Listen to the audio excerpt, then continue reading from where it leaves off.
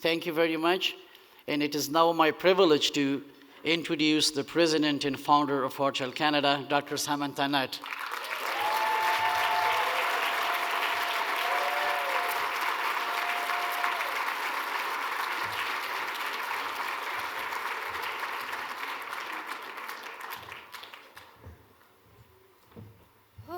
Thank you very much, Mujadidi. That was to me, it's always so powerful when you have the opportunity to hear from and learn from the extraordinary people who run our programs throughout the world. It's the reason why we exist. It's the reason why we get up and do what we do every single day. And it is an honor and privilege to work with you. And that I'm so thrilled that you're here and that your family is here as well, safely too, because I know that was a big situation. Now, good evening. On behalf of all of us at War Child Canada, and now, more recently, War Child USA, thank you for being here. I know galas this time of year can start to feel, a little bit stale. I'm sure you were sitting at home going, wait, what? Another one? Haven't we all suffered enough already? I get it, I really do. On the plus side, we have learned over the years of doing these that what you really want is what we call a trooper night. That is to say, you want to be here for a good time, not a long time. And if you did not get that reference, don't worry, it means gravity doesn't hate you yet. If only we could all be so lucky. Now, this evening is, without question, the most important one of the year for us. It is when we come together, reflect on the state of the world, and share the impact of our work with all of you, the ones who make it possible. Whew, and what a year it has been. Every day has been an onslaught of political instability and unpredictability, demagoguery, nonsensical trade policy, muscular self-aggrandizement, militarized cruelty, and protectionist buffoonery in which diplomacy and multilateralism have been reduced to get on board or get out of my way mantras. Now, as you can tell, I thought I would save what I really think until later when you were all suitably liquored up. But as much as we have felt this impact here at home and have wondered, maybe at times even feared, what this might mean for our future as Canadians, the impact on those living within War Child's countries of operations has been even greater. Take, for example, 4 of our areas of operations: South Sudan, Yemen, Sudan, and Afghanistan. Almost half of humanitarian aid spending in these countries alone, which have among the highest risk of famine in the world. But almost half of the humanitarian budget within those areas came from US aid, which, as you will know, was abruptly canceled and dismantled in the first few weeks of 2025. Make no mistake, that decision will result in the loss of millions of lives globally.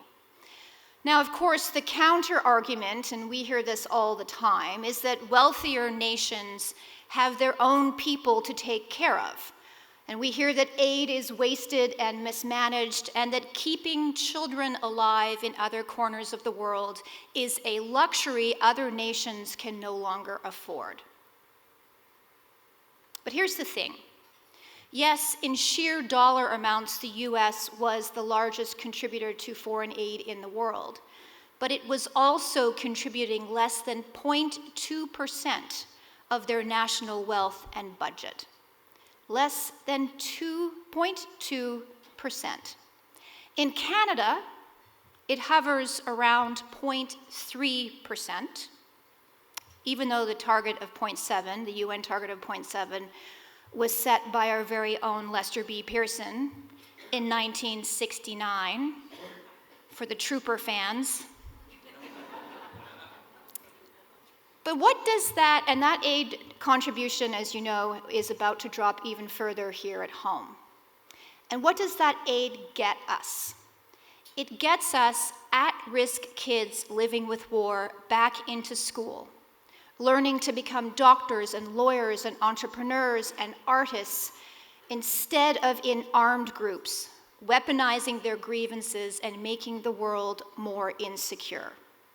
That aid gets us women and newborns who get to survive childbirth, and health monitoring and vaccination programs that keep a lid on communicable diseases so that children don't go blind from measles in places like Sudan, and so that the next pandemic does not emerge from a toxic mix of starvation, cholera, and pneumonia.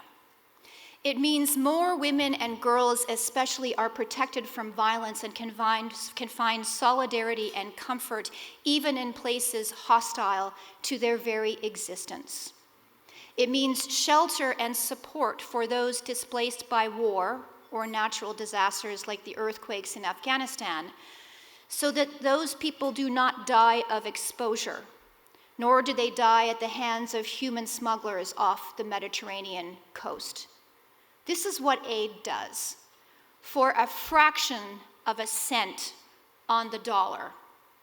This is the amount we are talking about when we talk about aid spending. For a fraction of a cent on a dollar, we can invest in an alternative to hopelessness, helplessness, brutality, and despair. One that leaves us all everywhere in the world safer, more secure, united, and prosperous. And to some, no doubt, and I hear this all the time, that sounds like naive fantasy. But it isn't to anyone who has spent any meaningful time on the ground in any war-torn country, as I have been doing for more than 30 years now.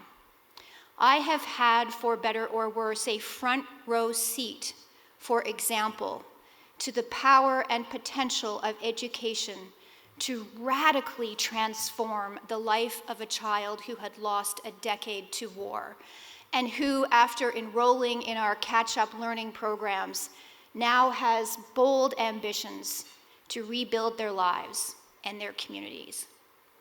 I have spent countless hours with women and girls, for example, in Afghanistan, repeatedly over the last more than 20 years, for whom our training and primary care centers run by our exceptional local female staff, those programs are both life-saving and life-altering. And I have heard the agonizing stories time and again of those who have survived the horrors of genocidal atrocity, loss, violence, and displacement, such as those in Sudan. And the only thing that they ask above all else is that we don't respond to their desperation with indifference, because it makes their reality that much more terrifying and unbearable. I'm asked all the time to explain what War Child does in a few sentences. Our elevator pitch. I mean, honestly, you deserve better than that. What we do is complicated, unapologetically so, because it is integrated. It is not one thing but many things in a comprehensive way that transform people's lives in the hardest hit places. You have heard and seen some of the stories and videos about our work in education, for example, in which we developed and run catch-up learning programs that get out-of-school kids in war zones back into their appropriate grade levels, and which have made us now, for example, the single largest provider of refugee education in Uganda, and very soon in South Sudan as well.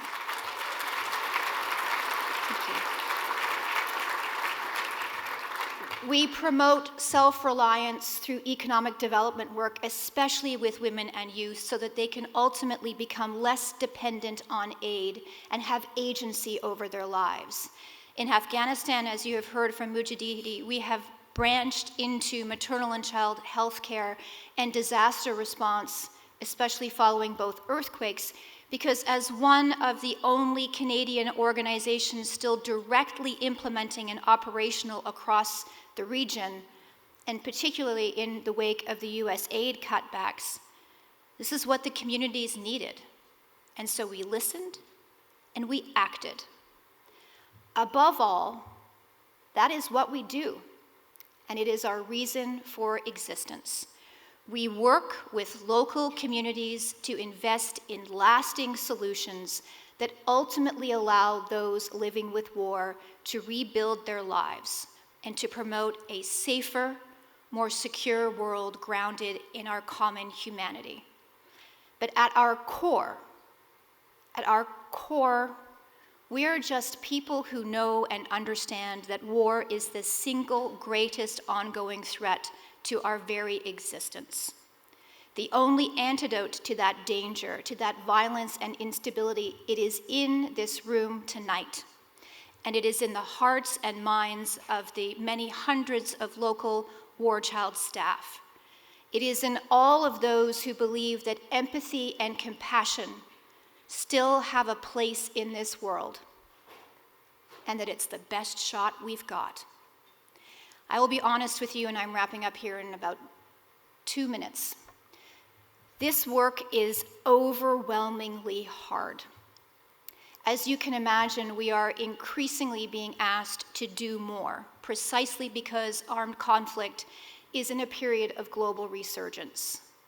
The US aid cutbacks have hurt every single organization in the NGO sector, ourselves included. And here I want to especially extend my gratitude to the Slate and Weston Foundations for working with us over the years, especially when government donors fail. We have leaned on you and relied on you, and we're truly grateful.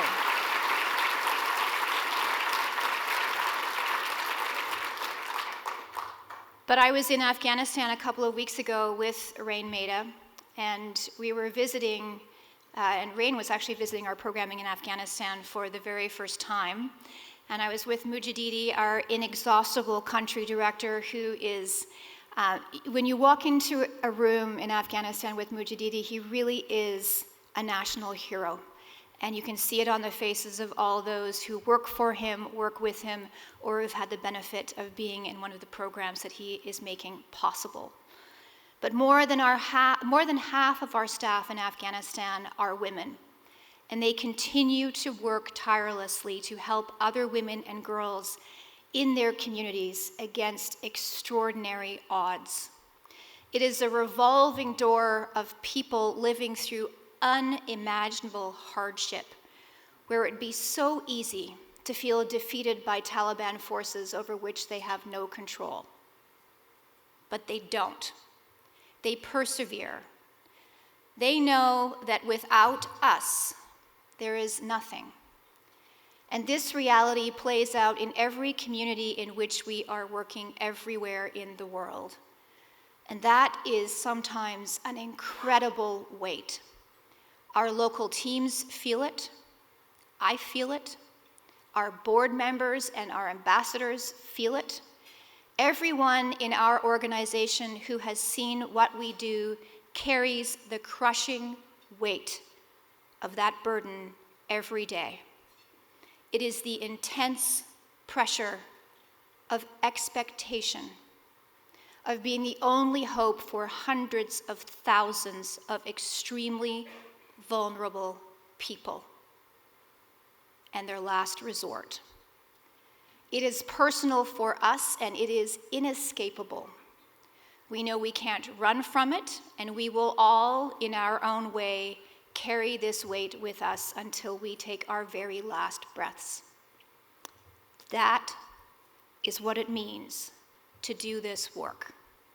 But by being here tonight, knowing that you are in this with us, that what we do is worth showing up for, that is everything to me, to our staff, to our board, and to all of those who rely on us every day, especially right now, because the need for what we do has tragically never been more necessary nor more urgent. Thank you for your support. It means everything to all of us. Thank you.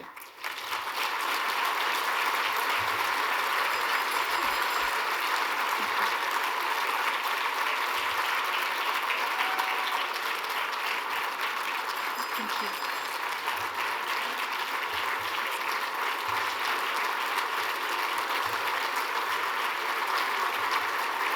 Thank you very much. Please. I'm truly grateful that you are all here, and please sit down. It's again, I'm just so touched. We all are that you're here and that you make our work possible.